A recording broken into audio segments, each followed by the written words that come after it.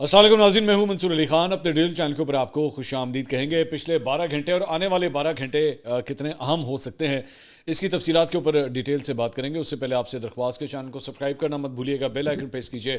اگر آپ کو ویڈیو پسند آئے اسے لائک اور شیئر ضرور کیجئے گا۔ جن لوگوں نے ہماری پچھلی ویڈیو دیکھی ہے جو ہم نے آج صبح ریلیز کی تھی، اس کے اندر ہم نے آپ کو بتایا تھا کہ کل رات کو تحریک لبیک پاکستان کا جو ہیڈ کوارٹرز ہے اس کے اوپر پولیس کی جانب سے جو ہے وہ ریڈ کی گئی، اور وہاں پہ متعدد کارکنوں کے ساتھ جو ہے بڑا شدید قسم کا تصادم بھی ہوا ہے۔ اب ظاہری بات ہے تب تک ہم یہ ویڈیو ریکارڈ کر رہے تھے، یہ سلسلہ جو ہے اس کے بعد بھی چلتا رہا، اور اب پچھلے 12 گھنٹے میں کیا ڈیولپمنٹس ہوئی ہیں اور آنے والے 24 گھنٹے کیوں اہم ترین ہے، اس کے بارے میں ذرا آپ کو اپڈیٹ دینا چاہوں گا۔ تحریک لبیک پاکستان جو ہے وہ یہ کلیم کر رہی ہے کہ جناب تقریباً 6 دفعہ جو ہے وہ پنجاب پولیس کے دستے ان کے ہیڈ کوارٹرز کی طرف آئے ہیں پچھلے 12 گھنٹے کے اندر، اور مختلف یہ جو ریڈز ہوئی ہیں 6 دفعہ، یہ جو ایک ایک کر کے جو ریڈز ہوئی ہیں، اس میں ان کا یہ کلیم ہے کہ ان کے 2 کارکن جو ہیں وہ شہید ہوئے ہیں، اور وہ یہ کلیم کر رہے ہیں کہ ان کے کئی افراد جو ہے اس میں زخمی بھی ہوئے ہیں۔ حالات کافی کشیدہ ہیں، اور ان کا یہ کہنا ہے کہ اس وقت بھی جب یہ میں ویڈیو ریکارڈ کر رہا ہوں تو وہ یہ کلیم کر رہے ہیں کہ اس وقت بھی جو ہے ان کے ہیڈ کوارٹرز کا محاصرہ کیا جا چکا ہے۔ اس کے ساتھ ساتھ تحریک لبیک کی جانب سے جو ہے وہ آج شام کو ایک پریس کانفرنس بھی کی گئی، اور اس پریس کانفرنس میں انہوں نے کہا جی میڈیا نے ہمارا غیر اعلانیہ بلیک آؤٹ کر رکھا ہے، ہم بڑے شہر میں احتجاج کرنا چاہتے ہیں تاکہ ہمیں کوریج ملے۔ ہم نے کسی ملک سے سفارتی تعلقات توڑنے کی بات نہیں کی، فیض آباد سے صرف امریکن ایمبیسی تک احتجاج کرنا چاہتے تھے۔ ہم نے 15 دن پہلے مارچ کا اعلان کیا تھا، اگر ان کو کوئی مسئلہ تھا تو بیٹھ کر بات چیت سے حل کرتے۔ آپ بیٹھے ہوئے لوگوں کو آ کر گولیاں ماریں گے، لاٹھی چارج کریں گے، چادر چار دیواری کا تقدس پامال کریں گے، پھر آپ یہ کہیں گے کہ یہ غصے میں تھے انہوں نے پتھر پھینکے۔ انہوں نے کہا جی ہمارے 2 لوگ شہید ہوئے ہیں، دونوں کا تعلق جو ہے وہ لاہور سے ہے، اگلا لاہے عمل جو ہے وہ مشاورت کے بعد ہم دیں گے، ہماری احتجاج کی تیاری مکمل ہے، ہمارے بہت سے کارکن اور قیادت اسلام آباد پہنچ چکے ہیں، اور انہوں نے کہا کہ ہم نے کب نکلنا ہے اس پر مشاورت جاری ہے، جو بھی لاہے عمل ہوگا وہ آپ کو بتا کر ہی نکلیں گے۔ راستے بند کر کے یہ جگ ہسائی کرا رہے ہیں، ان کی ان حرکتوں کی وجہ سے ہمارا احتجاج ہونے سے پہلے کامیاب ہو گیا ہے۔ مقصد تو یہ تھا کہ دنیا تک آواز پہنچانا کہ ہم مظلوموں کے ساتھ کھڑے ہوئے ہیں اور یہ ظالموں کے ساتھ کھڑے ہوئے ہیں۔ انہوں نے کہا کہ وہاں پر اگر آتے تو فیض آباد سے شروع کرتے، ہم امریکن ایمبیسی تک جاتے اور جا کر واپس آ جاتے، بات ختم ہو جاتی۔ آپ نے لاہور شہر کو یرغمال بنا دیا، اسی طرح آپ نے جہلم کے پل پر کنٹینرز لگا دیے، اسلام آباد فیض آباد کو کنٹینروں کا شہر بنا دیا۔ ہم اب بھی کہہ رہے ہیں کہ ظلم کرنے والوں کو احتساب کے کٹہرے میں لایا جائے اور قرار واقعی سزا دی جائے، اور ہمیں ہمارے پلان کے مطابق فلسطینیوں کے لیے احتجاج کرنے دیا جائے، ہم اپنے اعلان کے مطابق احتجاج کر کے واپس آ جائیں گے۔ اچھا، اس سارے معاملے کے اندر جو ہے وہ جو حکومتی موقف ہے وہ بھی میں آپ کے سامنے رکھ دیتا ہوں۔ حکومت کا اس سارے معاملے کے اندر جو پوائنٹ آف ویو ہے وہ یہ ہے، ایک تو وہ یہ کہہ رہے ہیں کہ جناب ٹی ایل پی کو ہم نے اس قسم کا احتجاج کرنے کی اجازت نہیں دی ہوئی۔ ذہن میں رکھیے گا کہ جو امریکن ایمبیسی ہے اسلام آباد کے اندر وہ ڈپلومیٹک انکلیو کے اندر ہے، اور ڈپلومیٹک انکلیو جو ہے وہ ویسے ہی ریڈ زون کے دائرے کے اندر آتا ہے، وہاں پہ کسی بھی قسم کے احتجاج کی اجازت جو ہے وہ دی ہی نہیں جا سکتی۔ تو فیض آباد سے حکومت کا یہ کہنا ہے کہ جناب آپ ڈپلومیٹک انکلیو، ظاہری بات ہے امریکن ایمبیسی ڈپلومیٹک انکلیو میں ہے تو وہاں تک تو امپاسبل ہے کہ ہم آپ کو اس چیز کی اجازت دیں۔ تو ظاہری بات ہے جس احتجاج کی ان کا کہنا ہے کہ اجازت ہے ہی نہیں، تو وہ ہم اس سے پروسیڈ کرنے کے لیے الاؤ نہیں کر سکتے، اور انہوں نے کہا کہ اسی لیے جو ہے وہ یہ سارے بیریئرز جو ہیں وہاں پہ لگائے جا رہے ہیں۔ ذہن میں رکھیے کہ ٹی ایل پی نے اگلے 24 گھنٹے میں نماز جمعہ کے بعد جو ہے یہ احتجاج کی کال دی ہوئی ہے، اور اسی سلسلے میں اسلام آباد کے اور راولپنڈی کے داخلی اور خارجی راستے جو ہیں اس وقت وہاں پہ کنٹینرز رکھے گئے ہیں، فی الحال سائٹ پہ رکھے گئے ہیں، رستے بند نہیں کیے گئے، لیکن وہ کنٹینرز وہاں پہ کم از کم پہنچا دیے گئے ہیں۔ جہلم کے پل کے اوپر بھی جو ہے وہ، اگر آپ کو یاد ہو اس سے پہلے بھی جب ٹی ایل پی نے لانگ مارچ وغیرہ کیے تھے، احتجاج کیے تھے، تو جہلم کا پل ہی جو ہے وہ ایک بڑی سینٹرل جگہ بن گیا تھا، چونکہ یہاں سے لاہور سے جو ان کے کارکنان نکلے تھے تو جی ٹی روڈ کے اوپر اکٹھے ہوتے جہلم کا جو پل تھا اس کے اوپر پولیس نے انہیں کافی حد تک روکنے کی کوشش کی تھی۔ اب پنجاب کی جو پولیس ہے یا پنجاب کی جو حکومت ہے انہیں پریمپٹیو طریقہ کرتے ہوئے پہلے ہی جو ہے وہ یہاں پہ ریڈز وغیرہ کی تاکہ لوگوں کو جو ہے وہ اریسٹ کیا جا سکے یا مرکزی قیادت جو ہے اسے گرفتار کیا جا سکے، اور اسی لیے ان کی جانب سے جو ہے وہ شدید مزاحمت بھی آئی ٹی ایل پی کے کارکنوں کی جانب سے، اور پولیس کی جانب سے آنسو گیس کی شیلنگ ہوئی، اور ٹی ایل پی کے جو کارکن تھے ان کی جانب سے پتھر پھینکے گئے۔ دونوں سائڈز کے اوپر جو ہے وہ کافی زخمیوں کی اطلاعات جو ہے وہ ملی ہیں کہ دونوں سائڈز کے اوپر کافی لوگ جو ہیں وہ زخمی بھی ہوئے ہیں۔ لیکن اس کے اندر مفتی منیب صاحب کا میں ایک بیان میں آج دیکھ رہا تھا جس میں انہوں نے یہ اپیل کی کہ اس معاملے کو جو ہے وہ مؤخر کر دینا چاہیے، اس احتجاج کو مؤخر کر دینا چاہیے۔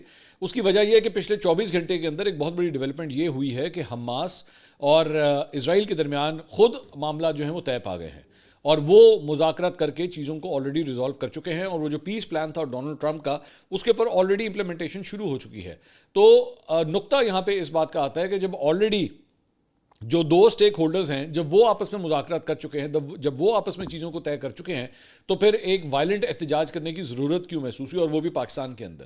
ان کا پوائنٹ آف ویو جو ہے وہ یہ ہے. اور اسی وجہ سے میرا خیال میں اس سے بہتر ہے کہ رادر دن کے سڑکوں کے اوپر جو ہے وہ یہ خون خرابہ ہو یا لاٹھی چارج ہوں یا لوگ زخمی ہوں, گرفتار ہوں, اس سے بہتر ہے کہ آپس میں مذاکرات کر کے انگیج کریں, کیونکہ اگر آپ یہ مذاکرات نہیں کریں گے تو الٹیمیٹلی آگے جا کے آپ کو مذاکرات ہی کرنے پڑیں گے اور معاملات کو جو ہے وہ ریزالو کرنا پڑے گا. بہرحال ٹی ایل پی جو ہے وہ یہ کہہ رہی ہے کہ جناب ہماری جو کال ہے وہ ویسی کی ویسی ہے, نماز جمعہ کے بعد جو ہے ہم یہ احتجاج کریں گے, اور فی الحال تو انہوں نے اسے کال آف نہیں کیا ہے. اب جبکہ پچھلے 12 گھنٹے میں نے آپ کو بتایا کہ بڑی ڈیولپمنٹ یہ ہے کہ حماس اور اسرائیل آپس میں ہی مذاکرات کر کے معاملات کو جو ہے وہ فی الحال طے کر چکے ہیں.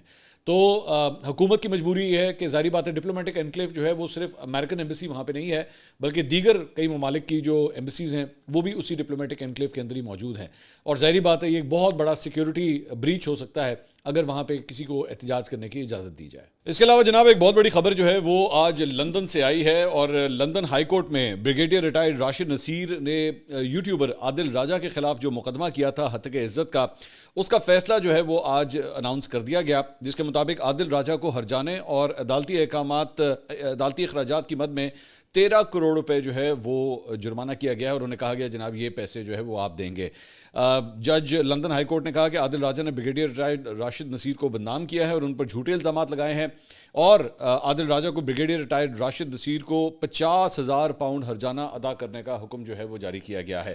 جج نے عادل راجہ کو بریگیڈیئر راشد نصیر کو عدالتی اخراجات کے تقریباً 3 لاکھ پاؤنڈ بھی دینے کا حکم دیا ہے, اور یہ احکامات بھی جاری کیے ہیں کہ عادل راجہ اپنے تمام میڈیا پلیٹ فارمز پر راشد نصیر کے کیس جیتنے کی جو ہے وہ خبر دیں گے. اس کا تھوڑا سا میں آپ کو بیک گراؤنڈ جو ہے وہ بتا دیتا ہوں. یہ مقدمہ اگست 2022 میں عادل راجہ کے خلاف جو ہے وہ برطانیہ کے ہائی کورٹ میں دائر کیا گیا تھا. مطلب آپ صرف اس سے اندازہ لگا لیں کہ ایون لندن کے اندر بھی جو ہے وہ ہتک عزت کا مقدمہ پورا ہونے میں جو ہے وہ تقریباً 3 سال لگ گئے. تو جنوری 2023 میں جو ہے وہ ایسے وقت میں یہ کیس جو ہے وہ منظر عام پر آیا تھا جب عادل راجہ کی جانب سے پاکستانی فلم اور ٹی وی کی چند آرٹسٹ کے اوپر جو ہے وہ الزامات لگائے گئے تھے, اور پاکستان کے اندر بھی جو ہے اس کی شدید مذمت کی گئی تھی.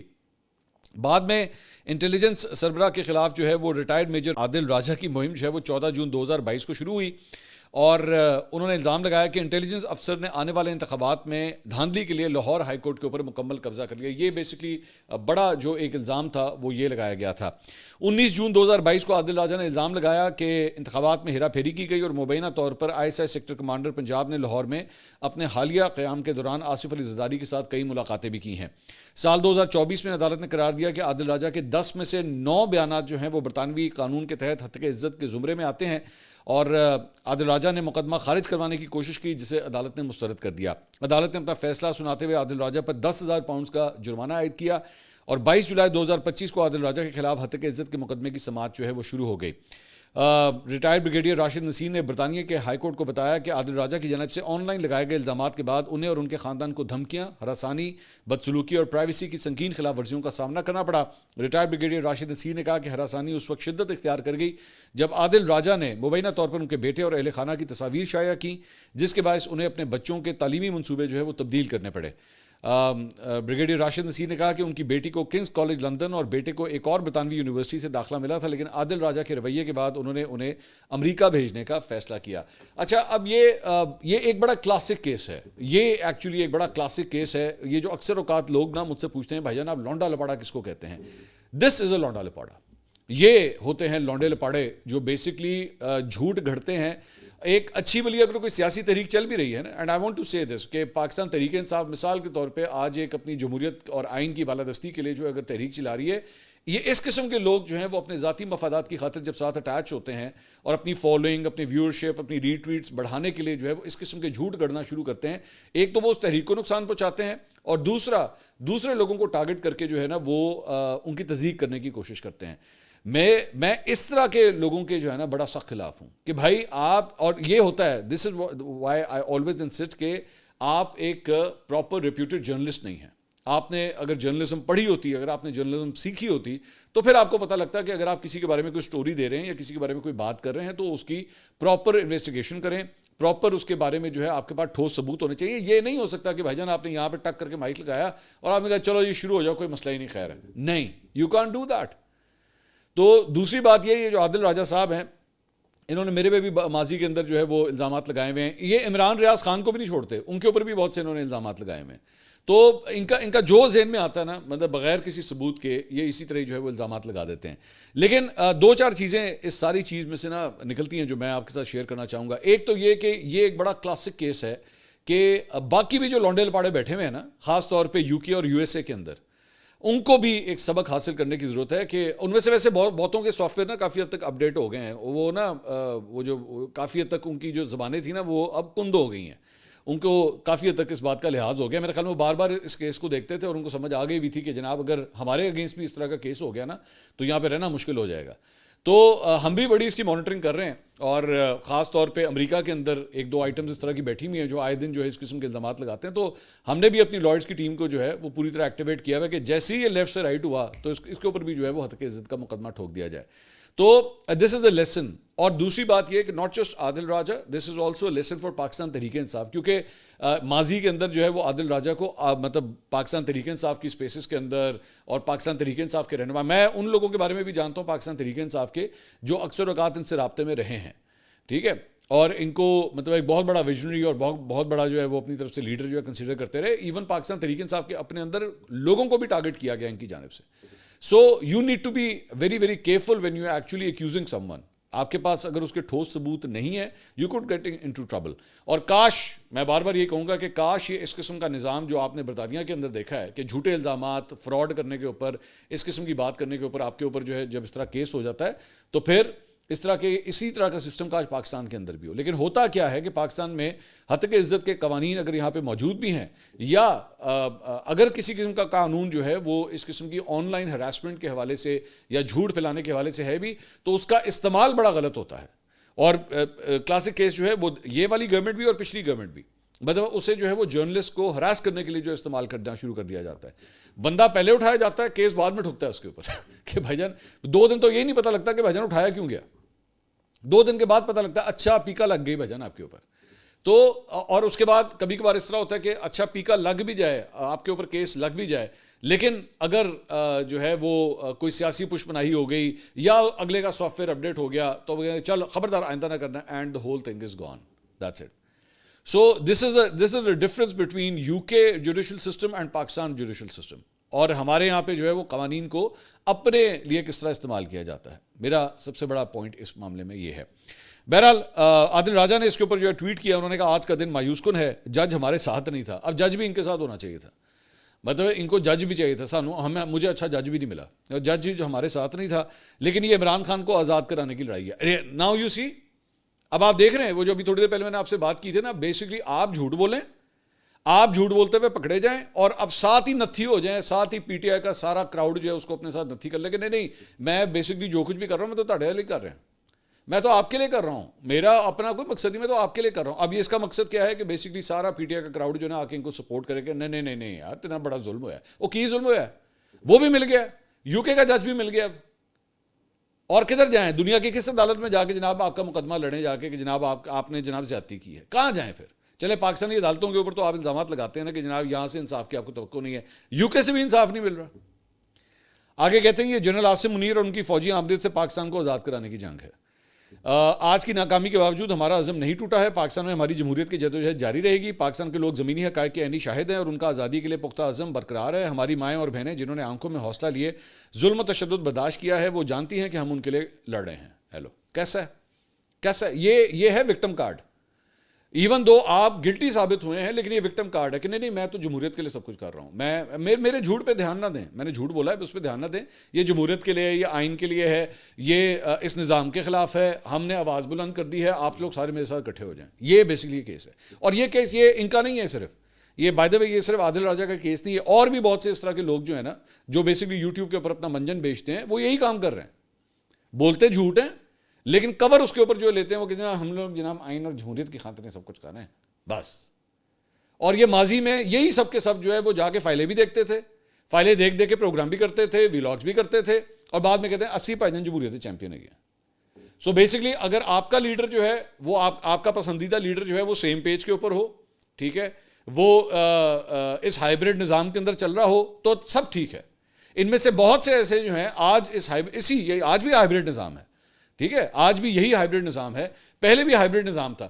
پہلے کہتے نہیں اودے چ مٹھا گھٹ سی, ادے مٹھا زیادہ ہے, بیسکلی کیس یہ ہے.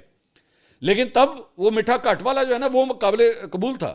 تب جمہوریت جائے تیل لینے کے لیے, doesn't matter, we don't care, ٹھیک ہے, بس ہمارا لیڈر تھا نا, اس ہائیبرڈ نظام میں ہمارا لیڈر تھا, تو آئین جمہوریت قانون جائے بھاڑ میں, ڈزنٹ میٹر. لیکن دوسرا سسٹم جو ہے نا, اگر اس کے اندر آ کے ڈرائیونگ سیٹ پہ کوئی اور بیٹھ گیا, یہ ہمیں قبول نہیں. اب ہم ہو گئے ہیں جمہوریت کے چیمپئن. میں اسی لیے میرا سب سے بڑا اختلاف جو بنتا ہے نا پاکستان تحریک انصاف کے ساتھ, وہ اس بات کا بنتا ہے کہ آپ کے لوگ, آپ کو پتا ہے, اب یہ ایک کلاسک کیس ہے علی امین گنڈا پور کا. علی امین گنڈا پور کے اوپر آپ نے 1.5 سال بیٹھ کے آپ ہی کے لوگوں نے بار بار یہ کہا جناب کمپرومائزڈ ہے, جناب اسٹیبلشمنٹ کے ساتھ ملا ہوا ہے. آج آپ نے علی امین گنڈا پور کو جب ہٹایا ہے, چلے میں آپ کے سامنے یہ کہہ سکتا ہوں, آج آپ نے علی امین گنڈا پور کو سی ایم کی کرسی سے ہٹایا ہے. کیا بیرسٹر گوہر نے آ کے کیمرے کے سامنے کہا ہمارا سی ایم جو ہے نا وہ اسٹیبلشمنٹ کے ساتھ ملا تھا, ہم اس لیے ہٹا رہے ہیں؟ کہا ہے یہ؟ سلمان اکرم راجہ نے کہا یہ؟ آپ کی پارٹی نے سٹینڈ لیا یہ؟ نہیں. آپ نے اس لیے سٹینڈ نہیں لیا کیونکہ 1.5 سال آپ کو پتا تھا کہ ان کے تعلقات ہیں, لیکن آپ پر امید تھے کہ ہو سکتا ہے رزلٹ آ جائے, ہو سکتا ہے کوئی ساڑھے راستے کچھ کر لے. 1.5 سال آپ اس گاڑی کو جو ہے وہ پنکچر ٹائر کے ساتھ چلاتے رہے, امید کرتے رہے کہ اس میں خود ہی ہوا بھر جائے گی اور ہو سکتا ہے ہمارے رزلٹ آ جائیں گے. آپ مجھے بتائیے کیا پورے پاکستان کو اس بات کا نہیں پتا کہ علی امین گنڈا پور جو ہے اس کو کور کمانڈر کے پاس گئے تھے پوری کیبنٹ کے ساتھ وہاں پہ, اور افطاری بھی وہاں پہ ہوئی تھی, سب کچھ ہوا تھا, تعلقات تھے, بات ہوتی تھی, سب کچھ تھا, سب پورے پاکستان کو پتا ہے. نہیں پتا تو کیا پاکستان تحریک انصاف کی قیادت کو یا عمران خان کو نہیں پتا؟ سب کو پتا تھا, لیکن برداشت صرف اس وجہ سے کر رہے تھے کہ نہیں ہو سکتا ہے ساڑھے 10 سے رزلٹ کر لے, ہو سکتا ہے. اسی لیے میں کہتا ہوں کہ یہ سویلین بالادستی یا یہ جمہوریت یا آئین کی بالادستی کی یہ لڑائی نہیں ہے. یہ لڑائی صرف اس بات کی ہے کہ ڈرائیونگ سیٹ کے اوپر کون بیٹھے گا, بس. آپ نے علی امین گنڈا پور کو, علی امین گنڈا پور جو ہے وہ مجھے بتائیے جب پہلی دفعہ آپ کا جلسہ ناکام ہوا 26 نومبر کو جو کچھ ہوا, 12 اضلاع میں سے وہ گھوم پھر کے چلے گئے, کچھ نہیں کہا. لاہور کا جلسہ ہوا فلاپ ہو گیا, کچھ نہیں کہا. 27 تاریخ کا جلسہ فلاپ ہوا, کچھ نہیں کہا. آپ نے تمام چیزوں کے اوپر جو ہے وہ منہ دوسری طرف کر لیا. آپ نے کہا جی نہیں یہ ہمیں کر کے دے گا, یہ سب کچھ کر کے دے گا, کوئی مسئلہ نہیں. لیکن جیسے ہی اس نے ایک ریڈ لائن عبور کی, وہ تھی علیمہ آپا کے خلاف ایک ویڈیو جاری کرنا, اور اس کی آپ نے سزا دے دی. اور اب میں پچھلے 24 گھنٹے سے جو بیانیہ دیکھ رہا ہوں, وہ بیانیہ کیا بلڈ کیا جا رہا ہے؟ کپتان ہے, کپتان جب مرضی چاہے اپنی فیلڈ چینج کر دیتا ہے. یہ ایک بڑی پیاری پولیٹیکل سٹیٹمنٹ ہے یہ, کہ جب آپ کو نظر آئے نا کہ آپ کا یہ علی امین گنڈا پور بیسکلی یہ کھڑا کیا ہوا پودا تھا نا, آپ نے 1.5 سال اس میں پانی ڈالا, کھاد ڈالی, اس کا خیال رکھا, اس کی وہ جو کہتے ہیں گوڈی کرتے رہے ارد گرد, ٹھیک ہے, اسے کیڑے مار دوائی بھی اس کو لگائی کہ سوشل میڈیا کے کیڑے مار جو ہیں وہ اس کو نہ پڑ جائیں جا کے, سب کچھ کیا, لیکن آپ کی امید ختم ہو گئی. آج آپ مجھے بتائیے نا, وجہ بتائیے. آج پاکستان تحریک انصاف کے چیئرمین سے یا سیکرٹری جنرل سے جا کے پوچھو بھائی جان علی امین گنڈا پور کو ہٹایا کیوں ہے, وجہ کیا ہے, give me a reason. Governance کے بنیاد کے اوپر ہٹایا, گورننس اچھی نہیں تھی, کیا کس بات کے اوپر ہٹایا گیا؟ ریزن کوئی نہیں ہے, ریزن کوئی نہیں ہے. بس اس ٹاپک کے اوپر بات کرو, آرام سے منہ دوسری طرف کر کے نا اس ٹاپک پہ بات کرو کہ بڑی بات ہے بھائی, عمران خان کا حکم آیا تھا, عمران خان نے سمجھا کہ فیلڈ چینج کرنی ہے, لانگ آن سے بندہ اٹھا کے لانگ آف کے اوپر لے گئے, انہوں نے کہا جناب ایتھے کیا چاہے گا. سمپل. کوئی نہیں بول رہا, ان میں سے کوئی یہ نہیں بول رہا کہ بھائی جان آپ کی گورننس اچھی نہیں تھی. اور دوسرا ایک سوال جو اس وقت اٹھ رہا ہے وہ یہ ہے کہ اگر یہی کام آپ نے علی امین گنڈا پور کے ساتھ جو 1.5 سال کے بعد کر دیا, کاش آپ نے پنجاب کے اندر عثمان بزدار کے ساتھ بھی یہ سب کچھ کر دیا ہوتا, تو کہانی آج وہاں سے یہاں تک نہ پہنچتی, آپ کا وہ سیم پیج نہ پھٹتا, آپ کا وہ ہائبرڈ نظام نہ بیڑا غرق ہوتا اس کا. آپ ایک ہائبرڈ نظام میں سے نکال کے ہمیں دوسرے ہائبرڈ نظام کے اندر لے گئے, یہ آپ کے کیے دھرا تھا نا. تو آپ نے جو ڈیلیوریبل تھا وہ چونکہ اس نے نہیں کیا, آپ کو اس سے امید تھی کہ اس کی جو ہے نا سیٹنگ ہوئی ہوئی ہے, ایسا ڈیس سے کچھ کر دے گا, نہیں کر سکا. آپ نے ٹک کیا, آپ نے کہا چل تو باہر. عثمان بزدار کے اوپر پاکستان تحریک انصاف کے 6 بندوں 8 بندوں کا گروپ جاتا رہا عمران خان کے پاس کہ بھائی جان نکما ہے, نہیں کچھ کر سکتا, لیکن اس کو نہیں اٹھایا آپ نے. سو جس بنیاد کے اوپر اٹھایا وہ بیسکلی ایک ویڈیو بیان تھا جو عمران خان کی بہن کے خلاف جاری کیا گیا. اصل کہانی ساری یہ ہے, اور اس کے بعد فیصلہ ہو گیا. اور یہ آج میں وہ سٹوری پڑھ رہا تھا انصار عباسی صاحب کی, انہوں نے بڑی انٹرسٹنگ بات لکھی. انہوں نے کہا کہ یہ شاید پہلا موقع ہے کہ عمران خان کی بہن اور ان کی بیگم دونوں اس بات کے اوپر متفق تھے کہ جناب علی امین گنڈا پور کو ہٹانا چاہیے. ورنہ عام طور پہ ان کی بڑی ڈائیورس قسم کی جو ہے وہ خیالات ہوتے ہیں. اس موقع کے اوپر وہ اکٹھی ہوگی, انہوں نے کہا نہیں, اور عمران خان صاحب ظاہری بات ہے اس کے بعد نہ نہیں کر سکتے تھے. اب دوسرا میرا سوال یہ ہے کہ اب جو نیا بندہ آئے گا اس سے کیا امید ہے, وہ کیا کرے گا, کیا کرے گا؟ سڑکیں گرم کرے گا, روڈ بلاک کرے گا, موٹر وے روک دے گا, کیا کرے گا وہ؟ اور اگر اس سے کیا عمران خان صاحب کے مسائل حل ہو جائیں گے؟ آپ کو بیسک ایک جو پاکستان تحریک انصاف کی اس موومنٹ کا جو کور ہے نا, اس کور کو تبدیل کرنے کی ضرورت ہے. وہ کور اس طرح نہیں چل سکتا کہ آپ لونڈے لپاڑوں کی بنیادوں کے اوپر جو ہے وہ بیٹھ کے ویڈیوز بنوائیں, ٹویٹس کروائیں, واٹس ایپ گروپوں کے اندر جو ہے وہ ٹرولز کی آرمی کو جو ہے وہ بیٹھ کے پروموٹ کریں. آپ کا لونڈے لپاڑے جو باہر بیٹھے ہوئے ہیں, ہم ان کو جو ہے بیٹھ کے یہاں سے چابی دیں, چل پتر پہ جا, اور وہ پڑھ جائیں, اور اس کے بعد کہیں کہ جناب ان کے ذریعے جمہوریت آئے گی, ان کے ذریعے جمہوریت آئے گی. جن کے اپنے اپنے کریئر جو ہیں وہ بیٹھ کے گیٹ نمبر 4 سے نکلتے آئے ہیں, ان کے ذریعے جمہوریت آئے گی. جو خود پوری مارکیٹ کے اندر پتا ہے کہ وہ جب راتوں کو پروگرام کرتے تھے اس کا اسکرپٹ کہاں سے آتا تھا, سب جانتے ہیں. ان سے جمہوریت لے کر آئیں گے. یہ اس طرح نہیں ہو سکتا کہ ایک اپنی ٹانگ جو ہے نا وہ آپ اسٹیبلشمنٹ سے معاملات کو ٹھیک کرنے میں لگا دیں, اور ایک ٹانگ جو ہے وہ اس بات کے اوپر کہیں کہ نہیں, ہم نے جناب حقیقی جمہوریت کے لیے جو ہم نے ساتھ چلا. اس طرح نہیں ہو سکتا میرے بھائی, اس طرح نہیں ہوگا. اگلی ویڈیو میں آپ سے دوبارہ ملاقات ہوگی. اللہ حافظ.